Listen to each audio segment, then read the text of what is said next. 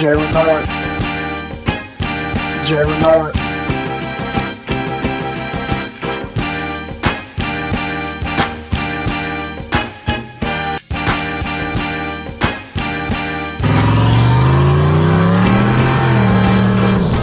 Alright, what's going on with people? Welcome to the Sn95 Power channel. So, last video dealing with this radiator slash coolant system. We checked the car out. We had it in the Chinesium 3-row radiator and it was leaking. It wasn't overheating, but it wasn't acting normal. I smelled a real strong scent of antifreeze, and coolant temperatures were higher than when I had the stocker on. So I just think the cheap radiator, the aluminum one, leaked. And so what I did is decided to go back to stocker and just put this Chevy Volt fan on the stocker. Dimensions wise, you still see that it's height still lines up perfect, but the only difference is the width. With the 3-row, it basically bolted up to this lip right here, because when they add more rows, they build up fins to be flush with this. So kind of real simple, you know, just make sure you shave off the tabs off of here, just push it all the way over. And even though it's going to overhang over here on the side, you can see like this gap right here, it's still big enough. It'll still fit on the radiator and you'll still have enough room to put it in the car. So I got a couple of little other modifications to do, and we'll drop it in the car and I'll show you that everything fits fine. I'm using 3 bolts, 1, 2, 3, and it's on here solid.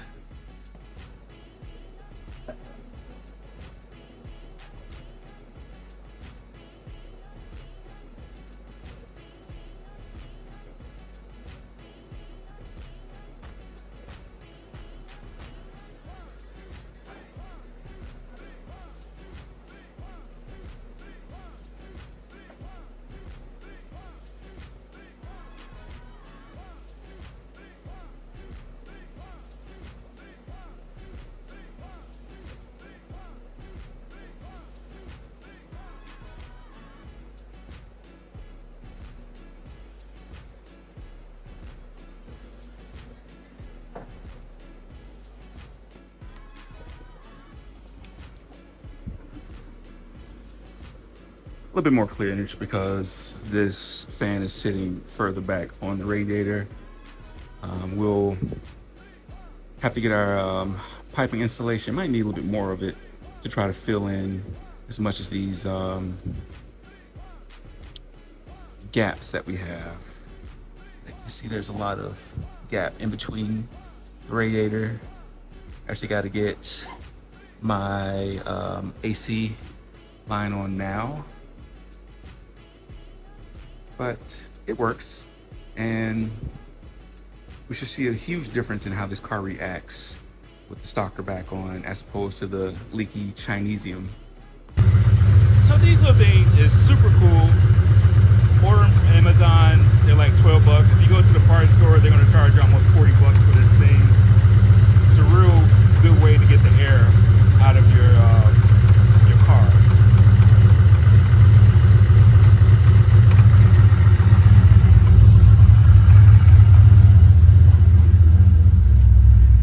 Just started up. You gotta let this get up to, I think, 196 is my set point.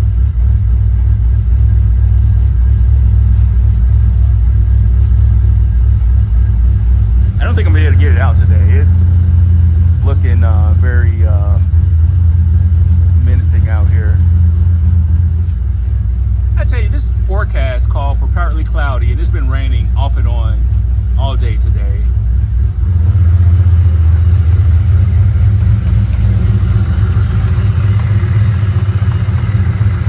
So since we're letting this warm up, let me just talk about a quick couple of things.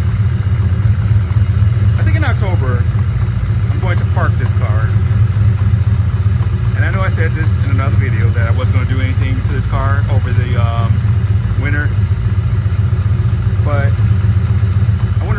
this engine bay. I want to get, what do y'all think? Should I put a Scott rod panel on this side? I actually kind of like the factory clean look over here, but I'm thinking about putting a Scott rod panel over there. I'm still debating if I'm going to keep this turbo. I'm actually thinking about, excuse the mess, I'm actually thinking about doing a mod motor. You know how I talk about the 4.62 valve being one of the best motors that you can put into this Sn95 platform. So I'm actually thinking about putting this in this car. Now I know I was thinking about doing that for Project Kendra over there, but I'm starting to have a header tick again over here on this side. It's only under load. I can slightly hear it. I'm gonna go over here and tighten up a couple of clamps. So I think if it was a header leak, I would hear it right now at idle. So it might be a V-band leak. But I'm kind of wanting to step away from this small block Ford for a while. And I'm really thinking about putting the 4.62 valve over here. What do y'all think? Leave a comment down below. Tell me if you think I should pull this small block Ford out and put the mod motor up in here. Now, if you don't know what this is, I'll leave a link to the video where I go over that Allen supercharger. It's not going to break any records as far as horsepower, but if you build the block, you build the motor to make good power NA, you add boost to it, it's only going to enhance it. So what I would do if I built that, I would go back to my recession buster combination, which is high compression, full bolt on, and add 12 PSI boost with the Allen. And, you know, is it going to give me a 800 horsepower? Absolutely not. But it will give me, you know, back to that 500 horsepower range where I think it's a perfect number for these Sn95. So leave a comment down below, tell me what you think, and we'll let this warm up. All right, we're back out here trying to test it out. I have no idea what this car is going to do. It is 900 degrees out here. And all my people down there in the South and the Texas area,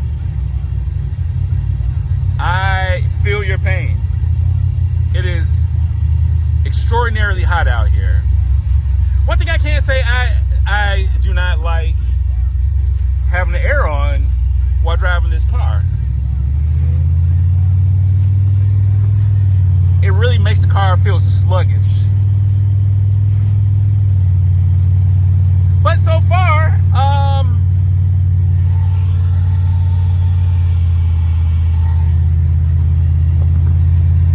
can't complain, we'll see.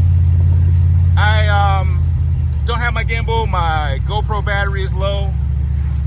And honestly, on a day like today, you don't really beat on this car. You know, you want cold intake temperatures with a turbo car.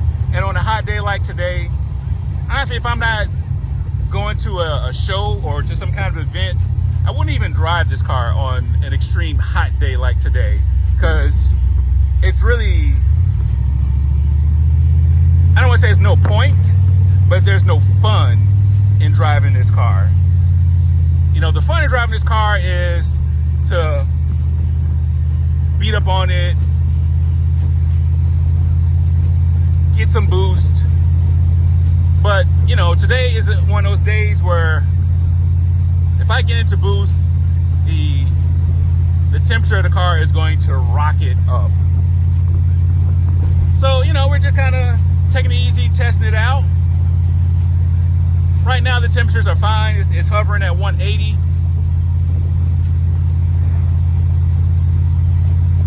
We'll drive the car around, get back to the house, jack it up, let it cool off, and we'll burp the system one more time.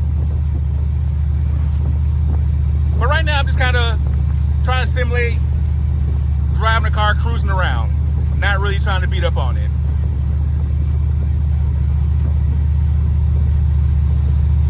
So we'll continue to do this. I'll hop back in before I take the car back home and let you know how it did. All right, so we've been out all day in this car. It's, gosh, I don't even know what time it is. I've just really been out here enjoying it, romping on it. It's still hot out here. It's still in the high 80s. We went from like a high of 97 to, like I said, it's like 88-ish. Humidity still high out here. And the car performed exactly how I thought it would. As long as I stay out of boost, the car hovers around 196 on a day like today. I didn't really give any full throttle pulls. Some part throttle pulls, the car would shoot up just like I thought it would. I really think if I was out on a 97-degree day beating up on this car, it would overheat. You know, I just don't think, even with these fans, how awesome these fans are, I still don't think the heat load from and humidity from a day like today, along with all the heat and other stuff going on, would be able to cool the car off to just like go wide open throttle, like batshit crazy with this car on a hot day like today. But you know, did I have fun driving the car today? Yeah, absolutely. Like I said, I was ripping on it. I wasn't grannying it once I felt comfortable that the cooling system was up to task. But I just did some pulls on it, and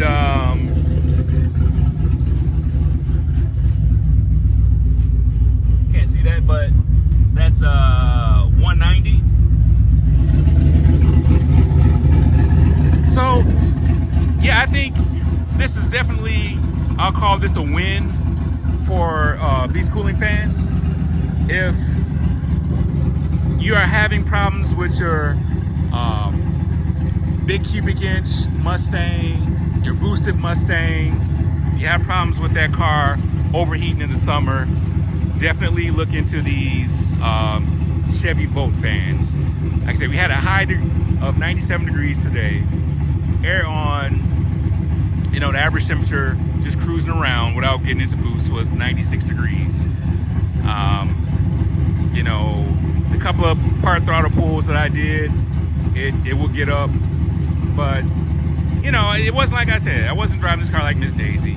This is a great upgrade for the Sn95 platform. But I'm not done yet. I'm seeking perfection in this. So I have one more thing that I'm going to do for y'all.